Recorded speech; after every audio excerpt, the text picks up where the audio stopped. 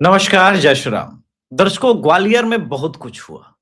इतना कुछ हुआ ग्वालियर के अंदर कि निसंदेह मोहन यादव की सरकार जो मोदी जी के लिए परेशानियां उत्पन्न कर रही है और योगी जी के लिए भी वो भारी पड़ेगी।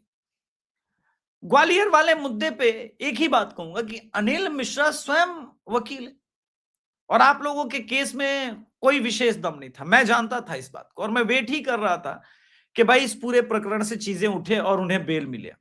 अब आप सोचिए, भीम आर्मी मध्य प्रदेश के अंदर लेस देन 2%, आपका core vote bank more than 26%। ये कोर वोट बैंक की बात कर रहा हूं, बाकी चीजें हटा दीजिए। कोर वोट बैंक जो आपसे नाराज हुआ पड़ा है, आप क्या करना चाहते हैं और आप क्यों कर रहे हैं ये? लेकिन उसका जो परिणाम आ रहा है वो बहुत भयावह आ रहा है। लोग मोदी को क्रिटिसाइज करके कह रहे हैं कि मोदी को हटा देना है, हरा देना है, सब कुछ कर देना है। दर्शकों, यहां पर एक मिनट के लिए ठंडा होइए, पाउस होइए। और मैं कल जो दिल्ली में हुआ, पहले उस घटना से शुरुआत करूंगा। कल दिल्ली के अंदर आधी रात को, ठीक है, देश के शांति समुदाय के द्वारा जो 3800 वर्ग मीटर कब्जा हुआ पड़ा था वो छुड़ा लिया गया। अब आप लोग आंख बंद कीजिए और कमेंट बॉक्स में उत्तर दीजिए सत्य निष्ठा के साथ, बेईमानी नहीं। कोई विपक्ष का प्रधानमंत्री अखिलेश यादव, राहुल गांधी, स्टालिन, ममता बनर्जी होता तो क्या दिल्ली में यह घटना हो जाती और इतना बड़ा काम हो जाता? बस इस घटना का मुझे हाँ या ना में उत्तर दीजिए। प्रधानमंत्री को गाली देने से पहले हिंदू द्रोही, सवर्ण द्रोही, फलाना ढिमकाना सब बताइएगा, उसका उत्तर दीजिए। क्या ये हो जाता? नहीं होता। तो चलिए, आप लोग किसी की मत सुनिए। विष्णु शंकर जैन के पिताजी हरिशंकर जैन जी कुछ कहना चाहते हैं, उसको मैं थोड़ा सा सुनवाता हूं, आप लोग जरूर सुनिएगा। ये कॉन्फिडेंस के पीछे का कारण क्या है ये समझिएगा, ठीक है? इसको थोड़ा सा सुनवा देते हैं। आज नहीं तो कल, इसको आप मेरी बात लिख लीजिए। आज नहीं तो कल, बहुत कल, बहुत बड़ा कल नहीं है, नियरेस्ट कल है कि भारत हिंदू राष्ट्र डिक्लेयर होगा। और जब हिंदू राष्ट्र बनेगा, भारत हिंदू राष्ट्र डिक्लेयर होगा, भारत हिंदू राष्ट्र बनेगा। ये प्राच्यम में पॉडकास्ट हुआ था, उसका छोटा सा क्लिप्स उठा रहा हूं। विवशता थी मेरी और प्राच्यम को मैं बोल रहा हूं कि भाई ये उनका कंटेंट है, तो उम्मीद करूंगा कि भाई इसके लिए स्ट्राइक ना आए, लेकिन ठीक है, दिखाना आवश्यक था ये। अब मैं इस घटना को थोड़ा दूसरे तरह से प्रस्तुत करना चाहता हूं। ये जो भी हो रहा है, तमिलनाडु के अंदर कल एक घटना का वर्णन कर रही थी हमारी दीदी, और उसमें जो वेदना थी उसको भी मैं आपको सुनाना चाहता हूं। बहुत लोगों ने वो पार्ट मिस कर दिया था कल, मैं चाहता हूं आप लोग दोबारा सुनिए। सरकारों का कितना प्रभाव होता है और कितना अंतर होता है। थोड़ा सा तमिलनाडु वाली दीदी का फिर से मैं क्लिप सुनाना चाहूंगा जो कल हमने बात की थी। इस वीडियो को आप लोगों ने मिस किया है, ये आपका दुर्भाग्य है। कल मुझे बहुत क्षोभ हुआ कि मैं साउदर्न इंडिया से एक इतने बड़े इंटेलेक्चुअल को बुला के लाया, और जो कुछ भी आप बंगाल में या बांग्लादेश में महसूस कर रहे हैं ना, एक बार तमिलनाडु के हिंदुओं का दर्द आप महसूस कर लेंगे, आपको पता चलेगा कि क्या हो रहा है साउदर्न इंडिया में। पहले थोड़ा सा ये वाला पार्ट सुन लेते हैं, जो लोग मोदी को दिन रात गाली दे रहे हैं और स्पेशली मोदी को जो ब्राह्मण विरोधी बता रहे हैं, वो जिनके समर्थन में जा रहे हैं वो कितने ब्राह्मण समर्थक है, थोड़ा इस बात को सुनिएगा। ये ब्राह्मण ही है। दीप का जो मुद्दा आया उसके थोड़ा पहले, कुछ महीने पहले, यही डीएमके के अलायंस पार्टी के लोग, मुस्लिम लोग जाके वहां पर उस पहाड़ी में जानबूझ के बिरयानी खाए, और फिर एक और एक इवेंट उन लोग क्रिएट किया कि वहां जाके बकरी और ये सबको काटना है करके। आप जिस पहाड़ी को शिवलिंग मानते हैं, वहां पे दीप प्रज्वलित करते हैं, वहां पर उसी डीएमके सरकार के अलायंस पार्टनर और डीएमके के परमिशन के साथ बकरियां काटी जाती हैं। मटन बिरयानी या पता नहीं बीफ बिरयानी क्या खाई होगी, बीफ बिरयानी ही खाई होगी। यानी आपके धर्मस्थल को पवित्र किया गया। अब वो कह रहे हैं कि भैया ये वक्फ की प्रॉपर्टी है, पहाड़ी लाखों वर्षों से है, वक्फ की प्रॉपर्टी कैसे हो गई? क्योंकि वहां पे एक मजार बन गया।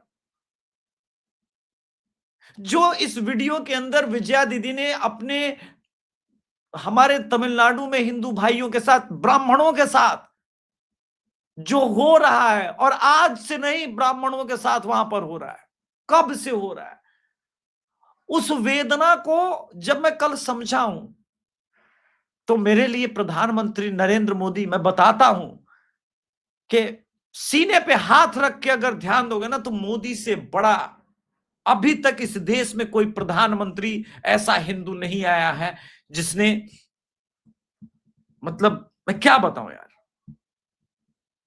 उस मोदी को हटाने के लिए अचानक से सवर्ण लॉबी क्रिएट की जा रही है। आपको पता नहीं है कितना गंभीर संकट आने वाला है। एक साधु संत का मुझे कल मैसेज आया कि अभिषेक जी, कल मैं साधना कर रहा था, मेरे आंखों के सामने साधना करते करते मोदी जी को हटाने के लिए बिल्कुल वही बांग्लादेशी तस्वीर आने लगी। मैं बेचैन होकर के आपको फोन कर रहा हूं कि हफ्ता, 2 हफ्ता, 1 महीना के अंदर मुझे आशंका हो रही है। वो हरिद्वार में संत बसते हैं, अभी तो आए होंगे वहां पर, प्रयागराज में हो सकता है स्नान के लिए पहुंचेंगे, माघ मेला शुरू होगा। उन्होंने मुझे कहा, मैं स्वयं बेचैन हो गया कि हिंदू एकता को तोड़ना कितना आसान है। उदाहरण दिखाते हैं आपको, बहुत इस उदाहरण से और ज्यादा समझना चाहिए। मोदी है तो मुमकिन है, अगर मोदी नहीं है ना तो मुमकिन कुछ भी नहीं है। उदाहरण देख लीजिए, सुनिए। ये भारत देश है, कुछ दिनों तो से अपना हाल बिल्कुल नेपाल की तरह होने वाला है। अरे मैं तो कहती हूँ रामायण के जगह पर टीवी पर संविधान बताना चाहिए। ये संविधान बताएगी और यहां पर उद्धव ठाकरे बैठे हुए हैं। क्या हो गया मेरे देश को? बाला साहब ठाकरे के सुपुत्र ये मुसलमानी संविधान बताएगी, जो हर एक 100% मुसलमान कहता है कि हमारे लिए शरीयत पहले है। शरीयत बता दे दूरदर्शन पर, पोल खुल जाएगी। कुरान के वर्सेस एग्जैक्ट जो जो लिखा है वही पढ़वा दें, दिखवा दें दूरदर्शन पे, बवाल हो जाएगा। ये मोदी है जिसने हिंदुओं को इतना मान सम्मान दिया। और मोदी, पता नहीं मोदी समर्थक के साथ अलग अलग प्रॉब्लम है, मंदिर क्यों नहीं प्रॉब्लम हुआ भाई? अभी तो वक्फ बोर्ड सॉल्व किया है। 2019 के पहले राज्यसभा में मेजॉरिटी नहीं थी, 5 साल जो काउंट कर लेते हो। उसके बाद अगले 5 साल में 2 साल कोविड आ गया, 7 साल मोदी ने इन डिफिकल्ट जोन में, डिफिकल्ट सिचुएशन में काम किया है। लेकिन आपका धारा 370 भी हटा, राम मंदिर भी बना, वक्फ बोर्ड में अमेंडमेंट भी हुआ। अगर हरिशंकर जैन सर की माने तो 50% काम हुआ, मगर हुआ। बड़ी बात यह कि मोस्ट ड्रैकोनियन एक्ट जो उसके अंदर जो प्रावधान था वो हटा। अब वो सिविल सूट की तरह ट्रीट होने लगा। ये इंपॉर्टेंट बात है। अभी उम्मीद पोर्टल पे लोग कह रहे थे कि मुसलमान की मात्र 30% भूमि ही अपलोड हो सकी, उतनी 10-12% ही अपलोड हो सकी, उतनी अपलोड कर सकते हैं। हम कहां जा रहे हैं, क्या कर रहे हैं, हमको आइडिया है। अगर हम इस बात को नहीं समझ रहे हैं तो आने वाला समय गंभीर होने वाला है। सिर्फ नरेंद्र मोदी से अपना किसी चीज का पर्सनल ऐसा लगता है कि वेंडेटा है, बदला है, कोई चीज पूरी नहीं हुई है। आनंद रंगनाथन सर मोदी जी की कई नीतियों के क्रिटिक हैं, लेकिन कई नीतियों के समर्थक भी तो हैं। यह बात कौन बताएगा? चलिए मैंने सुबह वाला सत्र में शो किया था देवेंद्र फडणवीस और फ्रेंकली स्पीकिंग विथ अर्नब। ऐसे ही लोग अर्नब को मैंने उस वीडियो में बोला था कि अर्नब नहीं बदला है, कुछ कमियां हैं। वो भाजपा आईटीसीएल और इन सब की जो भी है, वो बहुत सारा इश्यूज है, उसको लंबा वो टॉपिक डाइवर्ट हो जाएगा। अब जो इंटरव्यू हुआ है, उस इंटरव्यू अभी देवेंद्र फडणवीस जी ने एक बात कही जिसको लेकर के किरीट सोमैया जी ने ट्वीट किया। ये वाला इंटरव्यू हिस्सा जो है वो जी न्यूज वाले का है, रिपब्लिक को भी दिया था, इसके बाद जी न्यूज को दिया था। महाराष्ट्र पहला राज्य है जिस राज्य में फर्जी जन्म प्रमाण पत्र ढूंढ निकाले। जिस गांव की जनसंख्या 700-800 थी, उस गांव में 20,000 फर्जी जन्म प्रमाण पत्र बना। विशेष रूप से बधाई दूंगा किरीट सोमैया जी को, जिन्होंने एक मिशन के रूप में हाथ लिया। इसमें कई बांग्लादेशी घुसपैठिए थे, सबको ढूंढ निकाला, कार्रवाई की, जन्म प्रमाण पत्र कैंसिल किया। डिटेंशन सेंटर में जाएंगे और डिपोर्ट होंगे। सीने पर हाथ रख के कसम खाइए, भाजपा की जगह कोई और सरकार होती तो ये हो जाता काम जो महाराष्ट्र के अंदर हुआ। मन से बोलिए कि क्या हो जाता ये काम। नरेंद्र मोदी जी को क्रिटिसाइज करने वाले ये भूल जाते हैं कि आप कहां थे और कहां से आके पहुंचे हैं। एक और घटना बताते हैं, ये बहुत बड़ी घटना है, ये भी जेएनयू के अंदर हुआ था। ठीक है, अब सुनिएगा। अदिति मिश्रा अध्यक्ष, के गोपिका बाबू उपाध्यक्ष, सुनील यादव महासचिव और दानिश अली संयुक्त सचिव। ये जेएनयू के छात्र पिछले साल जीते थे। परसों पीएम और देश के विरुद्ध में उमर खालिद के समर्थन में नारे लगा रहे थे। ये सभी का नाम एफआईआर कॉपी में है। कांग्रेस की सरकार होती हो जाता है एफआईआर। दिल्ली में रेखा गुप्ता है, बीजेपी की सरकार बनी, केजरीवाल का होता तो नहीं होता। क्या बात कर रहे हैं। केजरीवाल और राहुल गांधी इसी उमर खालिद और उसी कैंपस में जब नारे लगे थे, भारत तेरे टुकड़े होंगे इंशाअल्लाह इंशाअल्लाह, तब क्या हुआ था। चलिए, एक क्या हुआ था थोड़ा सा ये भी सुनवाते हैं, बहुत जरूरी है। अर्नब गोस्वामी का ही क्लिप है, लेकिन थोड़ा सा छोटा सा यूज करेंगे क्योंकि कॉन्टेक्स्ट समझना बहुत जरूरी है। ठीक है, कॉन्टेक्स्ट समझना बहुत जरूरी है। अफजल, तुम हमारे अरमानों को मंजिल तक पहुंचाएंगे, which means Afzal, you are fighting for us by attacking the parliament. आप बताइए, इसी के लिए ना खड़ा है, इसी उमर खालिद के लिए लोग खड़े हैं ना।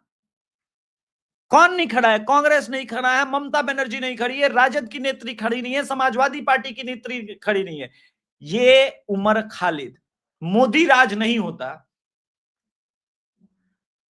तो इतने सालों से जेल में बंद होता।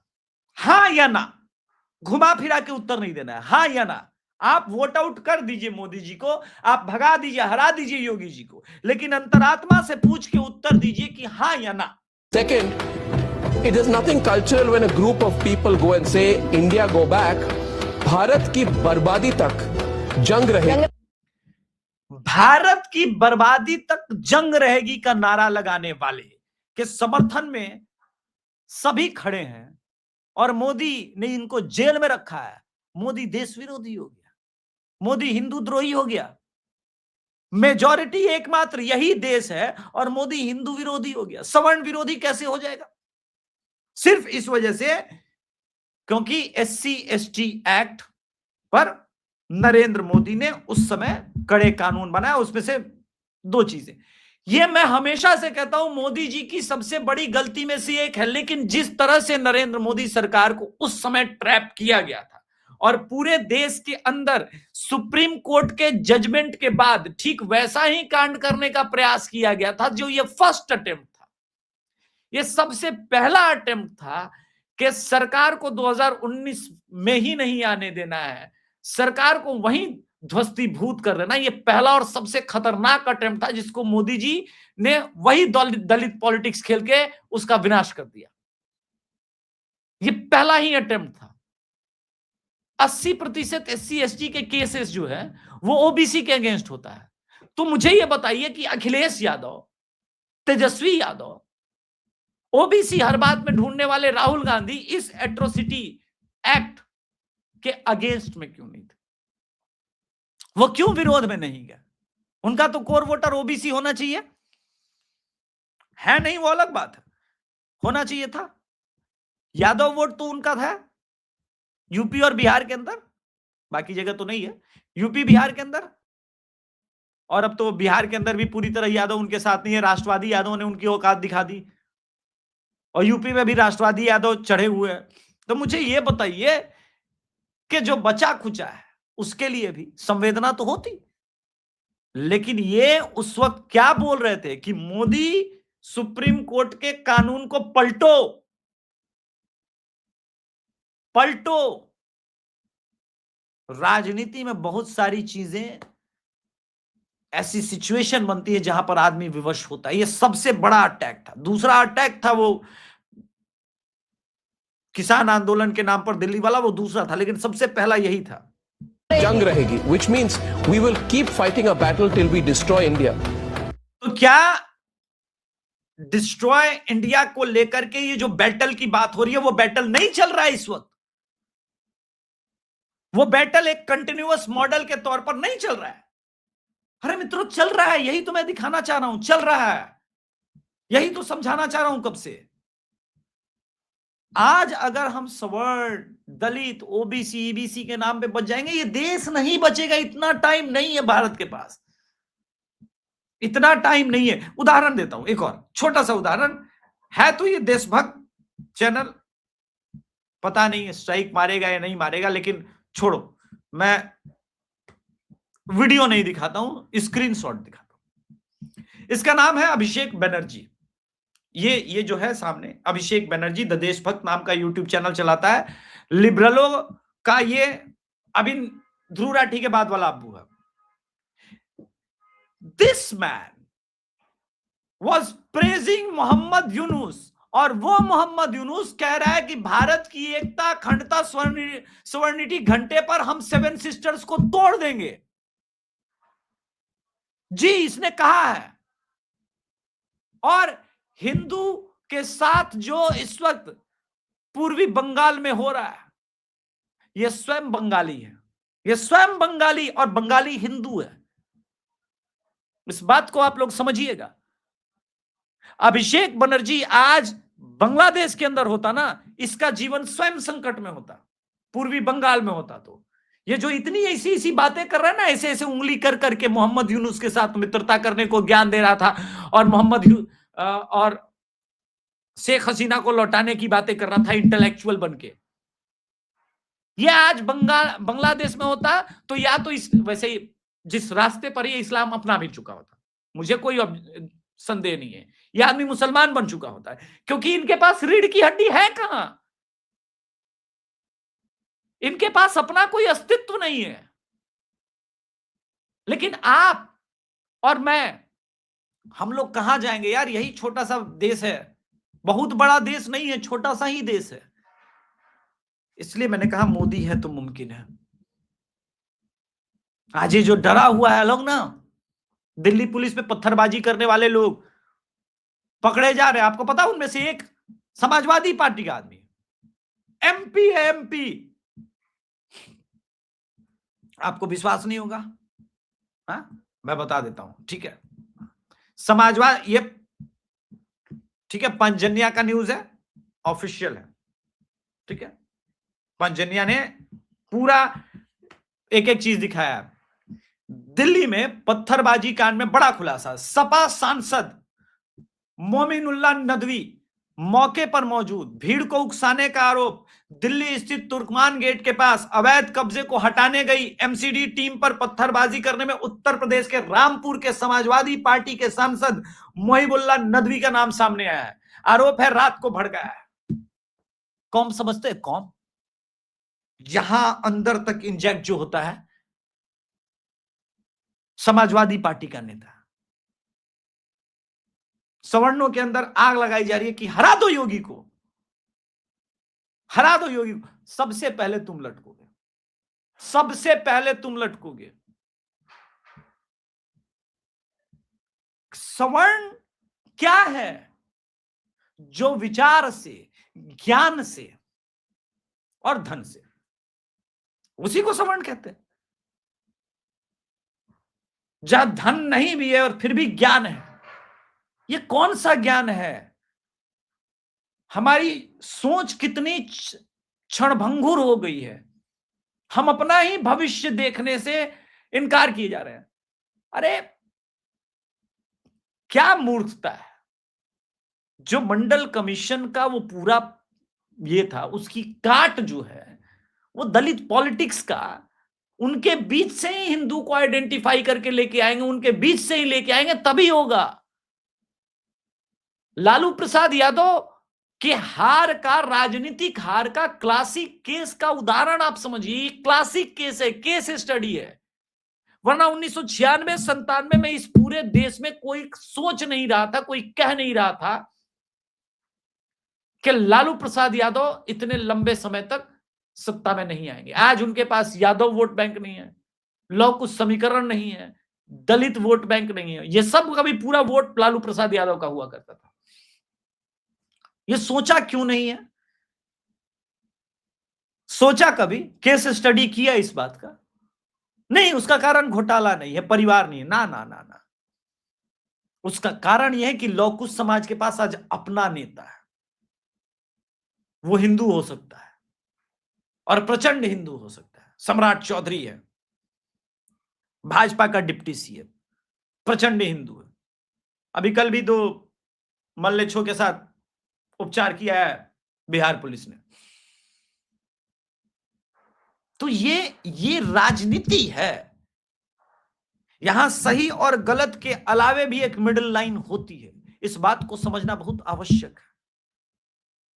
इसलिए मैं मानता हूं कि मोहन यादव सरकार ने गलतियों पर गलतियां की, और मैंने स्वयं ट्वीट किया इसको लेकर के। इंदौर में जितने केसेस आ रहे हैं एलजे के, जहां पर हिंदू लड़कियों को अलग अलग ढंग से मतलब ट्रैप किया जा रहा है, फंसाया जा रहा है, दबोचा जा रहा है चंगुल में, ये अपने आप में बहुत बड़ा केस है। लेकिन मैं एक बात ये कहना चाहता हूं कि मोहन यादव है तो मोहन यादव को हटा देंगे, हरा देंगे, मैसेज दे देंगे 2029 का कि 29 में 29 जिताए थे, खत्म करो, मोहन यादव की कहानी खत्म कर देते। लेकिन अगर आप मोदी को हरा देंगे तो मोहन यादव से बदला नहीं ना हुआ वो। अगर आप उत्तर प्रदेश में योगी जी को हरा देंगे तो योगी जी से बदला नहीं ना हुआ, मोहन यादव से बदला नहीं ना हुआ, वो आप पूरे संगठन और इससे बदला ले रहे हैं। सोचिएगा। बाकी अगर आप मेरी तरह राष्ट्रवादी हैं, जिसके लिए राष्ट्र प्रथम, सनातन प्रथम, देश प्रथम है, तो जरूर चैनल को सब्सक्राइब कीजिएगा। या अगर आपका सिर्फ जाति के प्रति कोई विशेष, मैं स्वयं मानूंगा ये बात मैं कहता हूं, अनिल मिश्रा जी सुपरस्टार हैं, उन्होंने बिल्ली के गले में घंटी बांध दी है। ये सब हम अपनी लड़ाई लड़ेंगे, सरकार पर दबाव बनाएंगे, लेकिन सरकार नहीं गिरा सकते। ऐसे लोगों को नहीं चुन सकते जो हमें ही मिटा दे। इस बात को भी सोचिएगा। तो चैनल को सब्सक्राइब कीजिएगा, वीडियो को लाइक कीजिएगा। धन्यवाद। जय श्री राम। हर हर महादेव।